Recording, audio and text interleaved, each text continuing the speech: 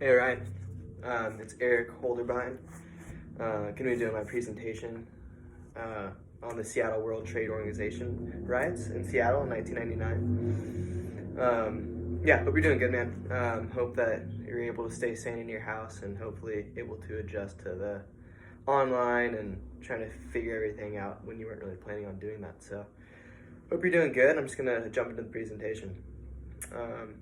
So today I'm talking about the Seattle World Trade Organization riots of 1999, otherwise known as the Battle of Seattle. From November 28th through December 3rd of 1999, members of the World Trade Organization met in Seattle, Washington to discuss agricultural trades and tariffs, global market access, as well as trade and labor standards. This meeting was significant because these members were making decisions about world trade that could have major effects on global human rights, fair trade, and sustainable development. Given the potential changes that could occur, protesters gathered to oppose the risks that could come with globalization. For months ahead of time, people planned and organized what they would do during the WTO, World Trade Organization, meeting. For the first time in history, the internet was used to formulate a plan on a global level. These protesters consisted of many different people groups, from labor unions to student groups, non-governmental organizations, media activists, international farm and industrial workers, anarchists, and many more. All these groups were gathered to partake in the first anti-globalization movement. The anti-globalization movement is a social movement to keep corporations accountable to certain standards when proceeding with global trade.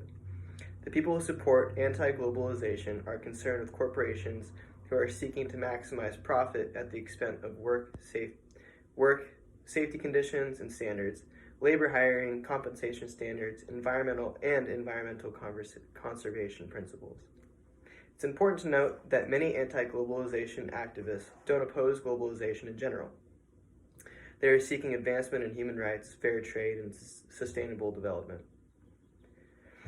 There were somewhere between 40,000 and 60,000 protesters gathered in Seattle for the WTO meeting.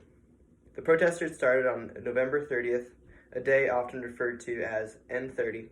The day started with 10,000 protesters surrounding the Paramount Theater and Convention Center, the locations where many WTO functions were being held.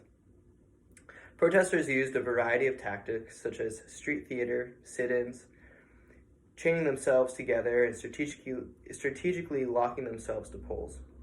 Police responded to the civil disobedience by using pepper spray, tear gas, rubber bullets, and anything they could to try to disperse the crowds.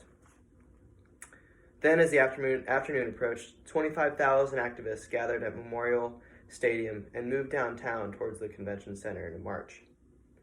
During that same time, anarchists targeted the Black Bloc, where they used property destruction tactics to delay WTO gatherings.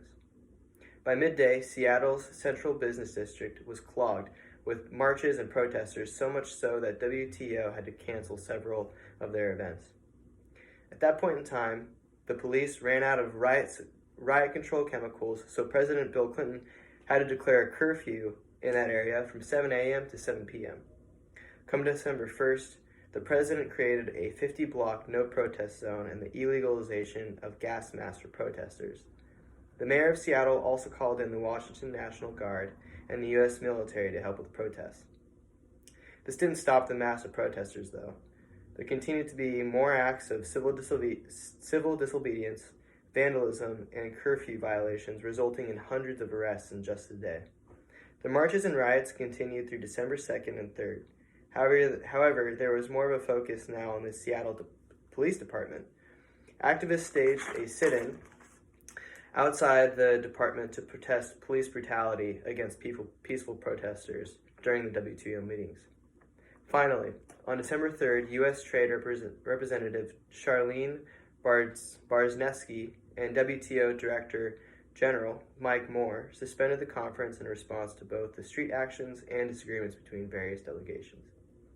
Despite all the arrests and damages these protesters have done, the actual event, the actual protest can be viewed as a victory because the communication tactics used by the activists put a stop to the WTO meetings. That's it. Yeah, appreciate your time and hope you're doing well. See you later.